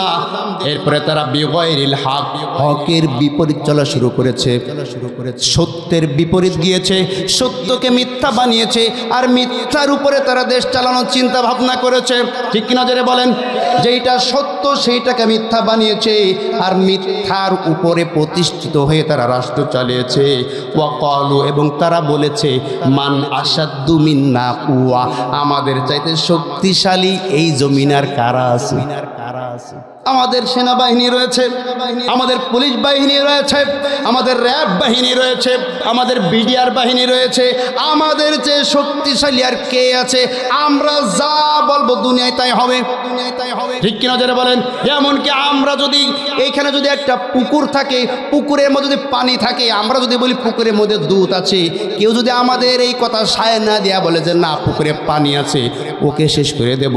যে বলবে হ্যাঁ তোমরা যেটা বলেছো পুকুরে পানি না দুধ আছে, সেই আমাদের সাথে থাকবে, আমাদের সাথে থাকবে। কথা বলছেন না কেন? এমন একটা সময় তোমরা পার করেছি, কথা বলছেন না কেন? এ কথা শুনলে জালিমদের সাথে যারা ছিল তাদের রাগ হয়, আরে মিয়া কি করেছো তা মনে নাই? শুনতে এত খারাপ লাগে কেন? কথা বলছেন না কেন? শত শত মানুষ গ্রামে রাত্রে বাড়ির মধ্যে ঘুমাইতে পারে না, মাঠের মধ্যে ঘুমিয়েছে, বাড়ি থাকতে পারে নাই, অনেকে বিদেশে পালিয়ে যেতে বাধ্য হয়েছে তোমাদের অত্যাচারের কারণে। কত মানুষকে নির্যাতন করেছো, সেগুলা ভুলে গিয়েছো। এখন একটু পশ্চিত এত জ্বালাবাদে কেন? শোনো, চুপ করে শোনো, কথা বলছেন না কেন? যে হ্যাঁ আমরা পাপ করেছি, আল্লাহ মাফ করে দাও, আল্লাহ মাফ করে দিতে পারেন, ঠিক কিনা? অন্তত এই অনুভূতিটা জাগ্রত করতে হবে যে আমরা অপরাধ করেছি। এখনো পর্যন্ত একজন ব্যক্তিও এসে অপরাধ স্বীকার করে নাই। কত বড় জালিম, চিন্তা করো। আল্লাহ বলছেন ওয়াকালু, তারা বলেছিল মান আশাদ্দু মিন্না কুওয়া, আমাদের চেয়ে শক্তিশালী আর কারা আছে? আল্লাহ বলছেন এই শালা জালিমদেরকে জানায়া দে, এই জালিমদেরকে জানায়া দে, আওয়ালাম ইয়ারাও, তারা কি দেখে না, আন্নাল্লাহাল্লাযী খালাকাহুম, যে আল্লাহ তাদেরকে সৃষ্টি করেছে, এই আল্লাহর চাইতে কি তারা বেশি শক্তিশালী না? কথা বলছেন না কেন? আল্লাহ কিন্তু এত বড় কথা কখনো বলেন না। কখন বলেন? যখন জালিমের জুলুম তুঙ্গে উঠে যায়। ঠিক কিনা জোরে বলেন? আল্লাহ স্বয়ং নিজে বলছেন জাওলাম বেরাও আন্নাল্লাহাল্লাযী খালাকাহুম, তারা কি সে আল্লাহর কথা চিন্তা করে না যে আল্লাহ তাদেরকে সৃষ্টি করেছেন, তারা আল্লাহর চাইতেও শক্তিশালী?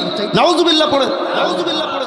আল্লাহ বলছেন হুয়া আশাদ্দু মিনহুম কুওয়া, জালিমদেরকে জানিয়ে দাও তোমাদের কত শক্তি, তার চেয়ে আল্লাহর শক্তি বেশি। ঠিক কি নজরে বলেন? আমার ভাইয়েরা, আমাদেরকে সংখ্যাধিক্যের ভয় দেখানো হয়, সেনাবাহিনীর ভয় দেখানো হয়, বিজিবির ভয় দেখানো হয়। এই বেয়াদব মুদখোরেরা তো জানে না আমরা তো অন্তরের মধ্যে বদরের চেতনা লালন করি, বদরের। ঠিক কি নজরে বলেন? বদরের প্রান্তরে মুসলিমদের সৈন্য সংখ্যা ছিল 313 জন, আর এই মুদখোরদের সৈন্য ছিল 1000। ওরা মুদ করতেছে ভালো ছিল। কথা বলছেন না কেন? মক্কার যারা মুশরিক ছিল, এরা মুশরিক ছিল ঠিকই, এরা মুদ খেত না। কথা বলছেন না কেন? এরা কাবাগর তাওয়াফ করতো, এরা আল্লাহর জন্য কুরবানি পর্যন্ত দিত। ঠিক কিনা যারা বলেন? এরা তোদের মতো এত টাটকা কাফের ছিল না। তোদেরকে আমরা কেন ভয় পাবো? তোদের মতন 10 জন আমাদের একজন মুসলমানের সামনে কিছুই না। ঠিক কিনা যারা বলেন? আমরা বদরের চেতনা লালন করি, ওরা আমাদেরকে বলে আরে আমাদের এত জনগণ, তাদের সামনে যদি আমরা মার্চ করি, মার্চ করলেই তো তারা আমাদের সামনে টিকতে পারবে না। আমাদের প্লেন এতগুলা, বাংলাদেশের প্লেন 50টা এখনো পড়ে নাই। শুনেছেন না? শুনেছেন? সংবাদের মধ্যে বলেছে বাংলাদেশের 49টা প্লেন এখন হাফ সেঞ্চুরি করতে পারে নাই। আমাদের এত প্লেন বাংলাদেশের আকাশে ছাদ হয়ে যাবে। ভয় দেখায় আমাদের, ভয় দেখায় আমাদের। বৈশেষে মুদ খেতে খেতে ব্রেন সব শেষ। আমরা কি ওদের ভয় পাই? আজকে বলবেন না ভয় পাই? ইমানদার কখনো এক আল্লাহ ছাড়া কাউকে ভয় পেতে পারে না। কথা বলেন ঠিক কিনা? আমার ভাইয়েরা, আমার ভাইয়েরা, আমার বন্ধুগণ, আল্লাহ বলেন ওয়াকানু বিআয়াতিনা ইয়াজহাদুন, এরপরেও তারা নবীদের সাথে বিতর্ক করেছিল। ইতিপূর্বে যারা জালিম ছিল, জালিমদেরকে আমরা আলিমরা যখন বোঝাইতে গিয়েছি, আমাদের সাথেও কিন্তু তারা বিরোধিতা করেছে। ঠিক কিনা? অনেক ওয়াজ মাহফিলের মঞ্চ থেকে যখন আলেমরা কোরআনের কথা বলেছে, ওই মঞ্চে বসেও তারা বিতর্কিক কথা বলেছে, বিরোধিতা করেছে।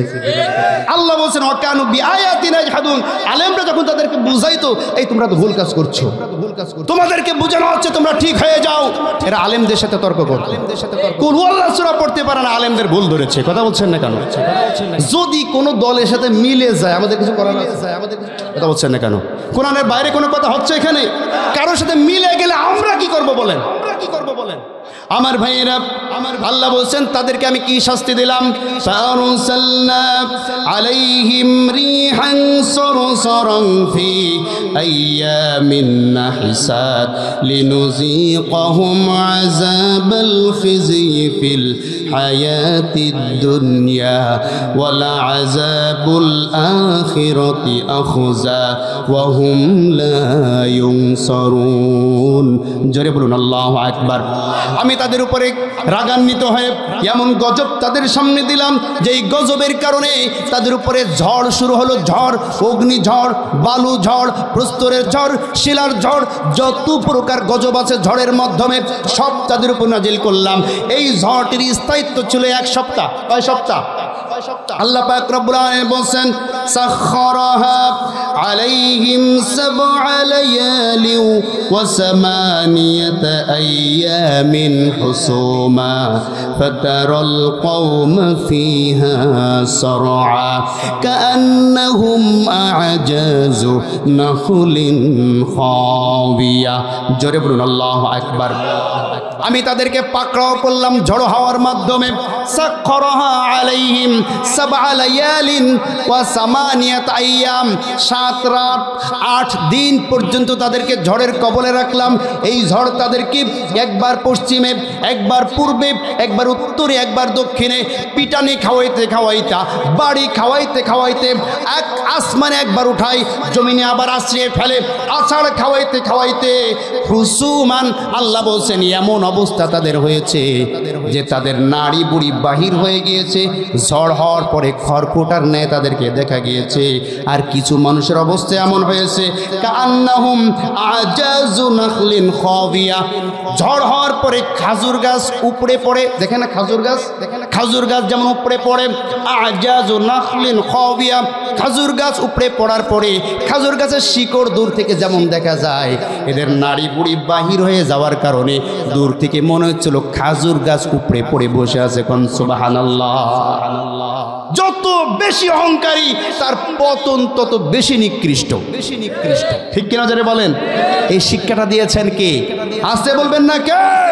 সুতরাং ভবিষ্যতেও যারা আল্লাহওয়ালা ব্যক্তিদের বিরুদ্ধে অবস্থান নিবা, আল্লাহর কোরআনের বিরুদ্ধে অবস্থান নেওয়ার চেষ্টা করবা, সাধারণ মানুষের উপরে জুলুম করবা, নির্যাতন করবা, নিপীড়ন করবে, তাদের চাইতে বেশি, অনেক বেশি আযাব তোমাদেরকে পাকড়াও করবে। কথা বলেন ঠিক কিনা?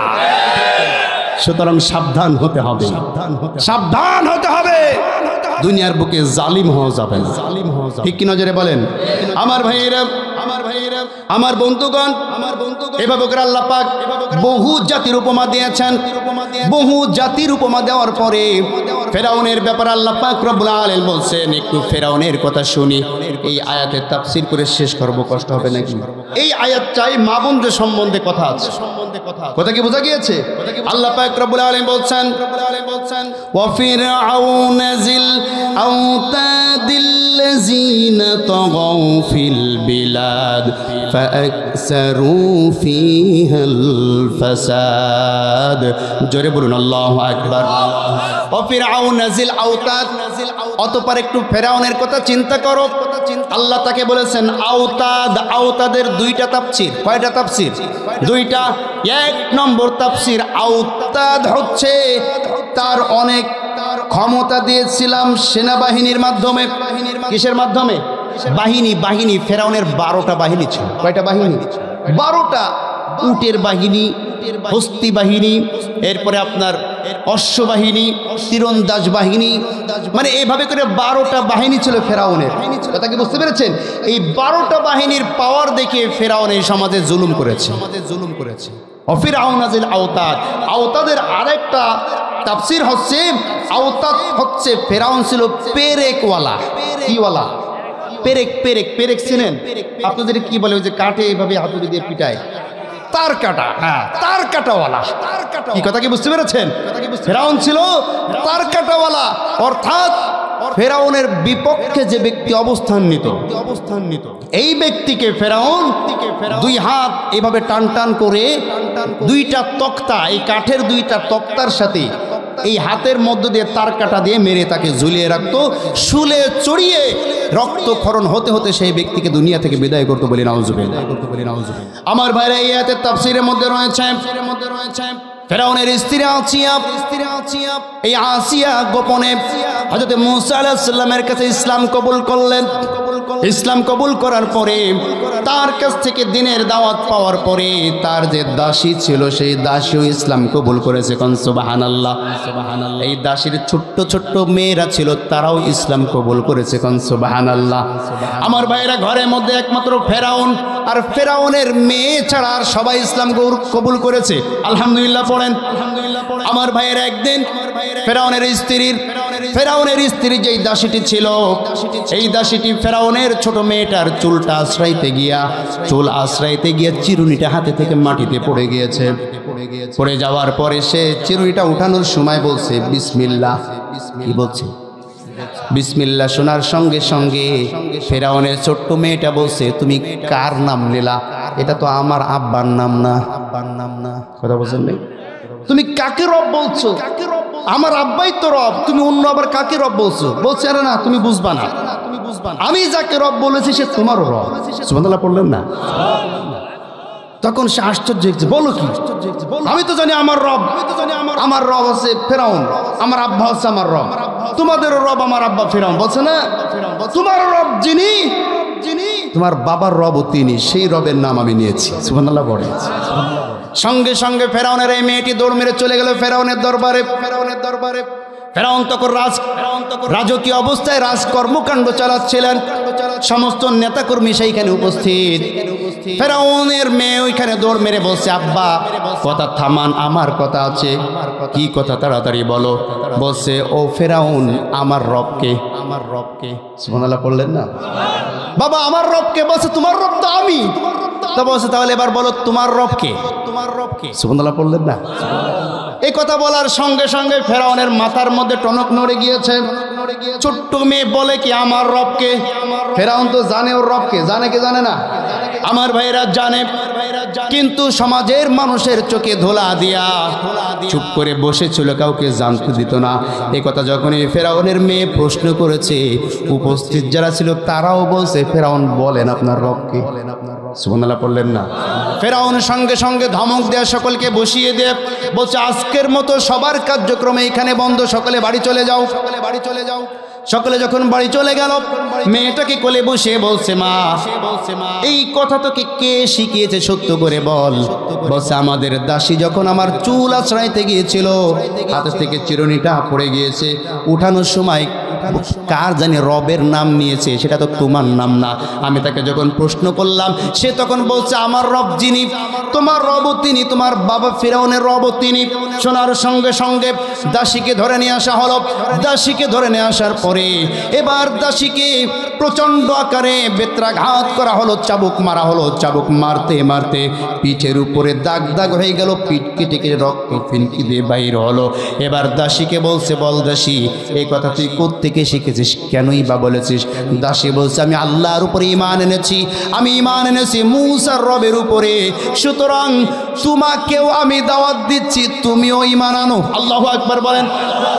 একজন ব্যক্তি যখন ঈমানদার হয়ে যায়, সে ব্যক্তির সামনে কে দাঁড়িয়ে আছে সে সেই চিন্তা ভাবনা করে না, কারণ যে আল্লাহকে রব হিসাবে মেনে নিয়েছে, পৃথিবীর সমস্ত শক্তি তার কাছে তুচ্ছ হয়ে যায়। কথা বলেন ঠিক কিনা? আমার ভাইয়েরা, একথা বলার সঙ্গে সঙ্গে ফেরাউন তাকে বললে, এভাবে তোকে হবে না। আগুন জ্বালানো হলো, বিরাট বড় কড়াইতে তেল গরম করা হলো। তেল গরম করার পরে ওই দাসীর 3 থেকে 4 জন বাচ্চা ছিল। কয়জন? 3-4 জন বাচ্চা ছিল। এই বাচ্চাগুলোর সর্ববড়টাকে প্রথমে যখন ধরে নিয়ে আসা হলো, বলা হলো, দাসী যা বলেছিস এই কথা ফেরত নিয়া। ফেরাউন তো রব এইটা মেনে নে, যদি মেনে নিস বাচ্চাকে বাঁচাইতে পারবি, না মেনে নিলে একে তেলের মধ্যে ফেলে দেব। আমার ভাইয়েরা, ওই বাচ্চাটা তখন কিশোর বাচ্চাটা তার মাকে ডাক দেয়া বলছে, মা এই ফেরাউনের কোনো কথাই তুমি কান দিবে না। ফেরাউন আমাকে মেরে ফেলুক, আমাকে হত্যা করে ফেলুক, তোমার সাথে আমাদের দেখা হয়ে যাবে জান্নাতে। সুবহানাল্লাহ। এই কথা শোনার সঙ্গে সঙ্গে ওই সন্তানটিকে ফেরাউন তেলের মধ্যে ছেড়ে দিল। দ্বিতীয় সন্তানটিকে ওই একই অবস্থা করলো। ছোট্ট একটি বাচ্চা ছিল, 6 মাসের শিশু। 6 মাসের? 6 মাসের শিশু। ছোট্ট বাচ্চাদের প্রতি মানুষের আলাদা একটা টান থাকে বেশি, ঠিক কিনা? তার প্রতি মায়াও থাকে বেশি, মহাব্বতও থাকে বেশি। আমার ভাইরা, ছোট্ট শিশুটিকে পাও ধরে যখন উঁচা করলো, মাথা নিচের দিকে দিল, মায়ের মনটা কেঁদে উঠলো। মা তখন বলতে চেয়েছে, আমার মেয়েকে ছেড়ে দাও। সঙ্গে সঙ্গে আল্লাহ পাক রব্বুল আলামিন ওই ছোট্ট মেয়েটার মুখের জবান খুলে দিল। সুবহানাল্লাহ, সুবহানাল্লাহ। এই পৃথিবীর বুকে 4টি শিশু দোলনায় বসে কথা বলেছে। কয়জন শিশু? 4 জন শিশু। বলেন তো 1 নম্বরে কে? হযরত ঈসা নবী। 2 নম্বরে কে? বলেন বলেন বলেন বলেন। ইউসুফ আলাইহিস সালামের সাক্ষীদাতা, ঠিক কি না? ইউসুফ আলাইহিস সালামের চারিত্রিক সার্টিফিকেটের সাক্ষী যেই বাচ্চাটা দিয়েছিল, 2 নম্বরে সে। 3 নম্বরে কে বলেন? জি জি, নবীজির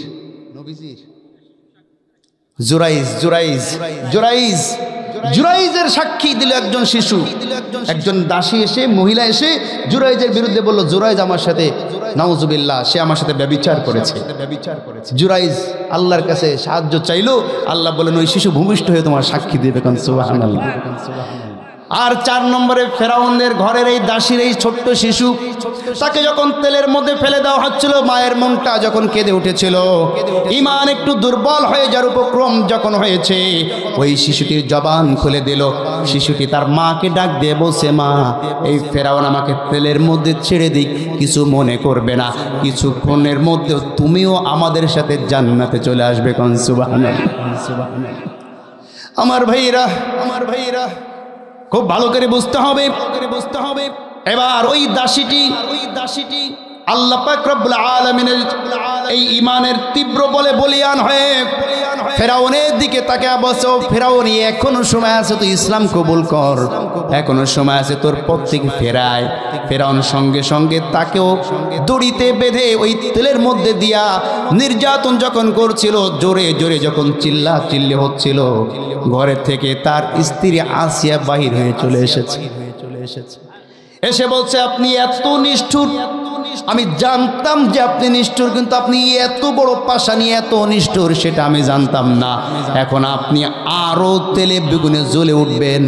আমি আপনাকে রেখে সাক্ষী দিচ্ছি, আশহাদু আল্লা ইলাহা ইল্লাল্লাহু মুসা কালিমুল্লাহ। জোরে বলুন আল্লাহু আকবার। ফেরাউনের সামনে দাঁড়ায় হযরত আসিয়া আলাইহিস সালাতু ওয়াস সালাম, তিনি যখন কালিমার তাওহীদের সাক্ষীটা দিয়ে দিলেন, ফেরাউন আরো আশ্চর্য হয়ে গেল। বলে কি, তোমার কি মাথা ঠিক আছে নাকি? আমি হচ্ছে এই সাম্রাজ্যের রাজা, তুমি হচ্ছে রানী। আমার সঙ্গে যদি তুমি এইভাবে অপমানমূলক কাজ করো, সংসারের মধ্যে গ্যাঞ্জাম করো, তাহলে তো আমাদের সংসার ভালো টিকবে না। তুমি যা বলেছো সেই কথা উড্ড করে নাও। আসিয়া বলছেন, বলেছি তো বলেছি, যা বলেছি এই কথা থেকে এক বিন্দু পরিমাণ কিছু যাব না। কোন সুবহানাল্লাহ। সংসারের মধ্যে গৃহযুদ্ধ শুরু হয়ে গেল। কি যুদ্ধ? গৃহযুদ্ধ। আমার ভাইয়েরা, নেতা যত বড় যাই হোক না কেন, স্ত্রীর কাছে সমস্ত নেতারা একটু দুর্বল থাকে কি থাকে না? আমার ভাইয়েরা, স্ত্রীর প্রতি, আসিয়ার প্রতি ফেরাউন দুর্বল ছিল।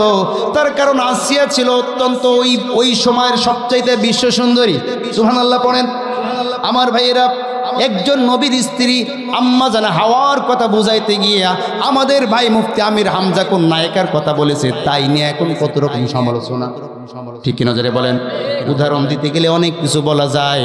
বর্তমান সময়ে যারা বিশ্ব সুন্দরী, এদের চাইতো সুন্দরী ছিল আমাদের আম্মা জান হাওয়া আলাইহিস সালাতু ওয়াস সালাম। সুবহানাল্লাহ পড়েন। তেমনই সুন্দরী ছিলেন ইউসুফ আলাইহিস সালামের স্ত্রী জুলাইখা। তেমনই সুন্দরী ছিলেন হযরত আসিয়া আলাইহিস সালাতু ওয়াস সালাম। সুবহানাল্লাহ পড়েন।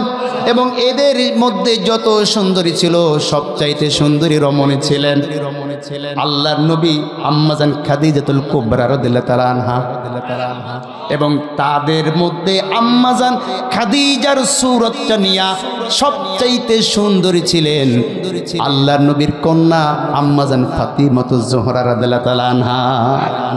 আমার ভাইরা, ফেরাউনের স্ত্রী ছিলেন বিশ্ব সুন্দরী, এজন্য স্ত্রীর প্রতি একটু দুর্বলতা ছিল। সে ঘরের মধ্যে স্ত্রীকে রেখে এবার তার পিতামাতাকে খবর দিল। পিতামাতাকে খবর দেয়া বলছে, আপনার মেয়েটাকে একটু বুঝান, সে আমার বিরুদ্ধে চলে গিয়েছে, আমার কথার অবাধ্য হয়েছে। আর স্বামীর অবাধ্য স্ত্রী সে কখনো ভালো মেয়ে হয় না। কত সুন্দর ফতোয়া দেখেন। আমার ভাইয়েরা, পিতামাতা যখন বুঝাইতে গিয়েছে, আসিয়া তার পিতামাতাকে বলেছে, তোমরা যদি আমার পিতামাতা হও, তোমরাও মুসার আল্লাহর উপরে ঈমান আনবে। সুবহানাল্লাহ পড়েন। উল্টা তাদেরকে দাওয়াত দিয়ে দিল। পিতামাতা তার মেয়ের সাথে আর পারল না, তারাও চলে গেলেন। এবার দূরে গিয়া পুকুর পাড়ে বসে চিন্তা করতেছেন কি করবে। সাথে সাথে এসেছে বন্ধু, ডাকলো হামান। কে এসেছে? বন্ধু টাকলো হামান, হামানকে বলছে, হামান আমার ঘরের মধ্যে তো এই অঞ্জালা শুরু হয়ে গিয়েছে, গৃহ যুদ্ধ শুরু হয়ে গিয়েছে, আমার স্ত্রী তো ইসলাম কবুল করেছে, আর আমিও তো জানি আমার রব একজন আছেন, তিনি আল্লাহ, সুতরাং আমিও কি আমার স্ত্রীর সঙ্গে সুর মিলাইয়া আমি কি ইসলামের ঘোষণা দিব নাকি? একটু মনে মনে একটু চিন্তা করছে, ভালো হবে। আমার ভাইরা, বর্তমান সময়ে জালিম যারা, এরাও মাঝে মাঝে চিন্তা করে একটু ভালো হবে, ঠিক কিনা? সাথে সাথে টাকলু হামান বলল, আপনি যদি চান যে নিজে প্রভুর থেকে একজনের গোলাম হয়ে সবাই সমান হয়ে যাবেন, তাহলে অসুবিধা নেই। কি পাম দিয়েছে দেখেন, যে আপনি তো এখন প্রভু, এই প্রভু থেকে একজনের গোলাম হবেন, আর সমস্ত গোলাম আপনার অনুসারী না হয়ে আপনার সাথে একাকার হয়ে যাবে, আপনিও যা ওরাও তাই, হন অসুবিধা, হন অসুবিধা। একথা বলে না না, আমি যা আছে, আমি বাদশা, আমি প্রভু। নাউজুবিল্লাহ করে। বর্তমান সময় ওর কিছু মানুষেরা ভালো হইতে চায়, মনে মনে চিন্তা করে যে আমরা একটু ভালো হয়ে যাই, এই সামসাদের উস্কানির কারণে এরাও ভালো হইতে পারে না। ঠিক কিনা জোরে বলেন আমার ভাইয়েরা। এবার হামানকে বললো, তাহলে কি করবো বলো? হামান মনে চিন্তা করলো, এর স্ত্রীকে যদি দুনিয়া থেকে না সরানো যায়, আরে ফেরাউন যদি ভালো হয়ে যায়, আমার সামসামি শেষ হয়ে যাবে। ঠিক কি নজরে বলেন? ফেরাউন যদি ভালো হয়ে যায়, মুসার রাজত্ব শুরু হয়ে যাবে। মুসার রাজত্ব শুরু হলে আমাদের মতন যারা সামসামি করে মানুষের হক নষ্ট করার জন্য বুদ্ধিজীবী নামক কুবুদ্ধি দিয়া শত শত মানুষকে হত্যা করা হয়েছে, আগে আমাদের বিচার করা হবে। এই কারণে মুসাকে ক্ষমতায় দেওয়া যাবে না, ফেরাউনকেও ভালো হতে দেওয়া যাবে না। বর্তমান সময়েরও কিছু সামসা যারা নাকি চিন্তা ভাবনা করেছে আমরা কি করেছি এটা ধরা পড়ে যাবে, ইসলাম যদি আছে সূক্ষ্ম বিচার হবে, দরকার নাই কেমনে ইসলামের বিরুদ্ধে চক্রান্ত করা যায় সেই কাজে এখনো লিপ্ত। কথা বলেন ঠিক কিনা আমার ভাইয়েরা? ফেরাউন এবার বলল, বলো তো কি করা যায়? এবার হামান সুকৌশলে বলল, দুষ্টু গরুর চাইতে শূন্য গোয়াল অনেক ভালো। নাউজুবিল্লাহ পড়েন। তার মানে কি? আসিয়াকে শেষ করে ফেলতে হবে। আমার ভাইরা, এবার ফেরাউন চলে গেল আসিয়ার কাছে, গিয়া বলছে, আসিয়া বহুদিন যাবত তোমার সঙ্গে একসাথে সংসার করেছি, কত মোহাব্বত তোমার সাথে আমার আছে, কখনো তুমি আমার সাথে কোনো খারাপ আচরণ করো নাই, আজকে কেন আমার সাথে এমন করছো? তুমি এখনো সময় আছে, আমার কথা মেনে নাও, তুমি ফিরে আসো। আসিয়া বলছে, যেই কালিমার অমিয়সদ আমি পালন করেছি তার থেকে এক বিন্দু পরিমাণ আমি পিছু হটবো না। কোন সুবহানাল্লাহ, সুবহানাল্লাহ। আমার ভাইরা, এবার ফেরাউন তাকে খুব প্রহার করলো, মারধর করে অর্ধ উলঙ্গ করে। শয়তানের আরেকটা কাজ হচ্ছে, কর্মসূচি হচ্ছে, মহিলাদেরকে অর্ধ উলঙ্গ করে বাহিরে নিয়ে আসতে পারলে সে সফল। কথা বলছেন না কেন? এটাও কোরআনের মধ্যে আছে। আল্লাহ বলছেন শয়তানের প্রাথমিক কর্মসূচি তিনটা, ইন্নামা ইয়ামুরুকুম বিসসুই ওয়াল ফাহশাই ওয়া আন তাকুলু আলাল্লাহি মা লা তা'লামুন। জোরে বলুন আল্লাহু আকবার। শয়তানের প্রাথমিক কর্মসূচি তিনটা। ইয়ামুরুকুম বিসসু, সর্বপ্রথম মানুষকে পাপ করার জন্য অর্ডার দেয়, ঠিক কিনা জোরে বলেন। 2 নম্বর কর্মসূচি ওয়াল ফাহশা, বেহায়াপনা, উলঙ্গপনা, মহিলাদেরকে ঘর থেকে বাহির করে বেগানা মহিলাদেরকে রাস্তায় ছেড়ে দিলে যুবকরা বেশি তাদের প্রতি আকৃষ্ট হয়, ঈমানগুলো ধ্বংস করে, ঠিক কিনা জোরে বলেন আমার ভাইয়েরা। এই শয়তানের দ্বিতীয় কর্মসূচি পালন করার জন্য ফেরাউনকে যখন উস্কানি দেওয়া হলো, ফেরাউন আসিয়াকে মারতে মারতে, গায়ের কাপড় চোপড় ঠিকঠাক নাই, অর্ধ উলঙ্গ অবস্থায় চুলের মুষ্টি ধরে টানতে টানতে বাহিরে নিয়ে চলে এসেছে।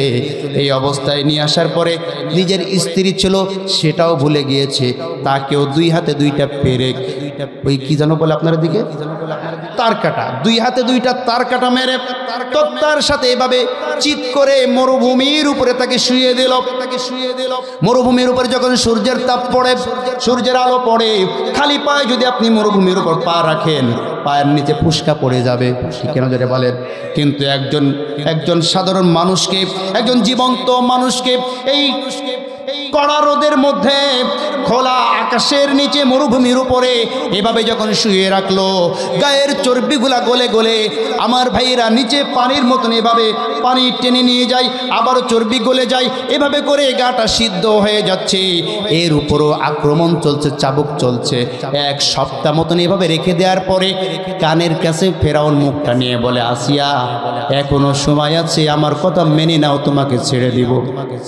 ওই সময় আসিয়া বলছে, ফেরাউন আমি আল্লাহর যেই অমিয় সোদা, যেই লা ইলাহা ইল্লাল্লাহ পাঠ করেছি, যেই কালিমার সোদা আমি পাঠ করেছি, এই কালিমা থেকে এক বিন্দু পরিমাণ পিছু হটি নাই, যা ছিলাম তাই আছি, তোমার যা খুশি তুমি তাই করতে পারো।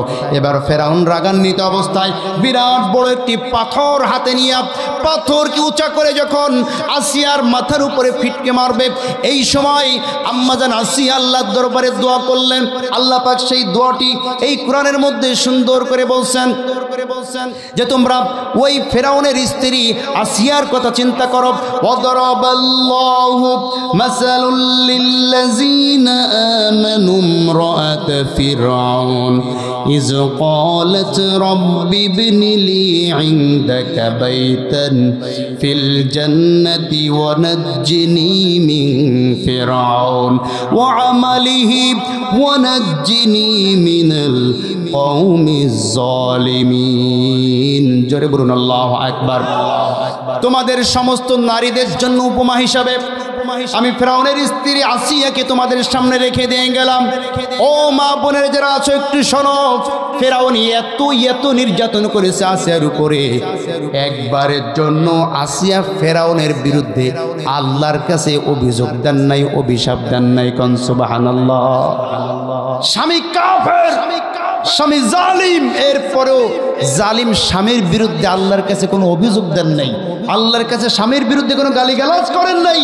আর আমাদের স্ত্রীও তো এমনই নেই। হ্যাঁ, যদি কোনোদিন কয় যে অমুক শাড়িটা পছন্দ হয়েছে, এক সপ্তাহ দেরি হয়েছে, বলে জীবনেও কোনোদিনের কাছে ভালো কিছু পালাম, ঠিক কিনা যারে বলে, জীবনেও ভালো একটা বাজার করতে পারে না, যা কিনে নিয়ে আসে খালি বেগুনের মধ্যে পোকা থাকে। কথা বলছেন না কেন? আমাদের স্ত্রী কিছু থেকে কিছু হইলেই আমাদেরকে অভিশাপ দেয়, দেয় কি দেয় না? রাগ করে বাবার বাড়িতে চলে যায়, গিয়া যত বদনাম সব শুরু করে। কথা বলছেন না কেন?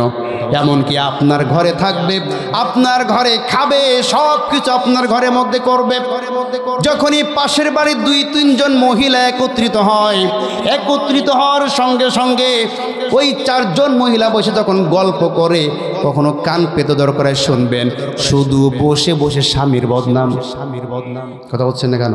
আরে বউ জানিস না, আমার স্বামী একেবারে কোনোদিন আমাকে কোনো কিছু দেয় না, ঠিক মতন যা চাই কোনো কিছু পাই না। এ কথা যখন বলে, পাশের 2য় জন মহিলা যিনি, তিনি বলে, আপনি বাদ দেন আপনার কথা, যে যারটা করে সে তারটা জানে, আপনারটা তো তাও ভালো আছে, আমারটা জাহান্নাম, আমারটা জাহান্নাম। কথা বুঝেন নাই? এবার মহিলারা দেখবেন ওদের একটা স্বভাব আছে, 2-3 জন একসাথে হলে কেউ যদি কথা কয়, আরেকজন সে থাকলে তার কথা না কইতে পারলে মুখ চুলকায়। কথা কি বুঝতে পেরেছেন? এবার 3য় যে মহিলাটা ছিল সে বলছে, আপনাদের কথা বাদ দেন, আরে আপনাদেরটা তো ভালো আছে, আমি যার সংসার করি, আমি দেখাই এখন ওর সংসারে আসি, আপনারা হইলে কবে দৌড় দিতেন? এ স্বামীর যে বদনামগুলা করতেছে, এতে কি তাদের উপকার হয় না ক্ষতি হয়? আসতে বলবেন উপকার হয় না ক্ষতি হয়? যেই মহিলারা স্বামীর বদনাম করে সমাজে, এই মহিলারা সমাজের ইজ্জত কমে যায়, ইজ্জত কমে যায়, ঠিক কিনা? আর যেই মহিলা যত বেশি স্বামীর ইজ্জত বাড়াইতে পারবে সমাজের বুকে, সেই মহিলার ইজ্জত তত বেড়ে যায়। যেমনিভাবে আম্মাজান খাদিজা আল্লাহর নবীর ইজ্জত সমাজে বাড়িয়ে দিয়েছিলেন, আল্লাহ পাকও আম্মাজান খাদিজার ইজ্জত সম্মান বাড়িয়ে দিয়েছিলেন। কথা বলেন ঠিক কিনা? আমার ভাইয়েরা, এর জন্য মা বোনেরা যারা আছেন, স্বামী যত বড় জালিম হোক না কেন, যাই হোক না কেন, ফেরাউনের চাইতো সে জালিম না, ঠিক কিনা? আপনার স্বামী তো ফেরাউনের মতো এত বড় জালিম না। ফেরাউনকে তার স্ত্রী বলছে, আল্লাহ ইয ক্বালাত রাব্বি ইবনি লি ইনদাকা বাইতান ফিল জান্নাহ, আল্লাহ আমি তোমার উপর ঈমান আনার কারণে নির্যাতনের শিকার হয়েছি, নির্যাতনের শিকার হয়েছি।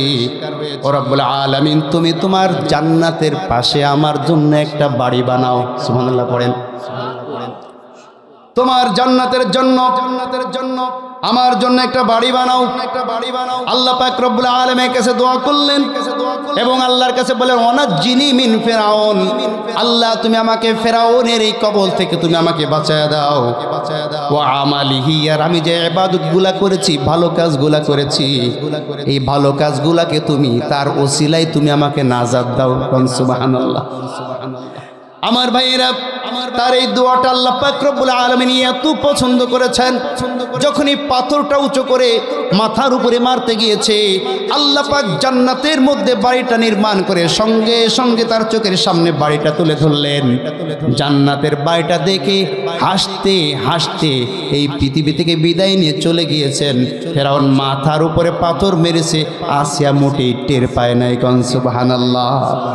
আমার ভাইয়ের এই জন্য, ইসলামের জন্য যদি আপনি কাজ করতে পারেন, আল্লাহর উপরে পূর্ণাঙ্গ ঈমান যদি আপনি আমি আনতে পারি, আল্লাহ পাক রব্বুল আলামিন আম্মাজান আসিয়ার মতো ফেরাউনের কাছ থেকে যেমন আসিয়াকে বাঁচিয়েছিলেন, হযরত মূসা আলাইহিস সালামের মতো ফেরাউনের কবল থেকে মূসাকে যেমনি বাঁচিয়েছিলেন, হযরত ইব্রাহিম আলাইহিস সালামের মতো নমরুদের কবল থেকে যেমনি ভাবে আল্লাহ থেকে বাঁচিয়েছিলেন, জনাবে মুহাম্মদ রাসূলুল্লাহর মতো আবু জেহেল আবু লাহাবদের হাত থেকে যেমনি আল্লাহ বাঁচিয়েছিলেন, ঠিক তেমনি ভাবে আপনাকেও আমাকেও আল্লাহ পাক ঈমানের সাথে বাঁচিয়ে রাখবেন। কথা বলেন ঠিক কিনা? এজন্য আমাদের যত কষ্ট হোক, যত যাই হোক না কেন, যত চক্রান্ত হোক, যত হামলা হোক, যত মামলা হোক, যাই হোক না কেন, আমরা আল্লাহর দ্বীনের জন্য সর্বাবস্থায় সজাগ থাকব, আল্লাহর জমিনে দ্বীন কায়েম করার জন্য সর্বাবস্থায় প্রস্তুতি থাকব। ঈমান যাতে ধ্বংস না হয়, ঈমান যাতে নষ্ট না হয়, আমরা সকলে সোচ্চার থাকবো ইনশাআল্লাহ।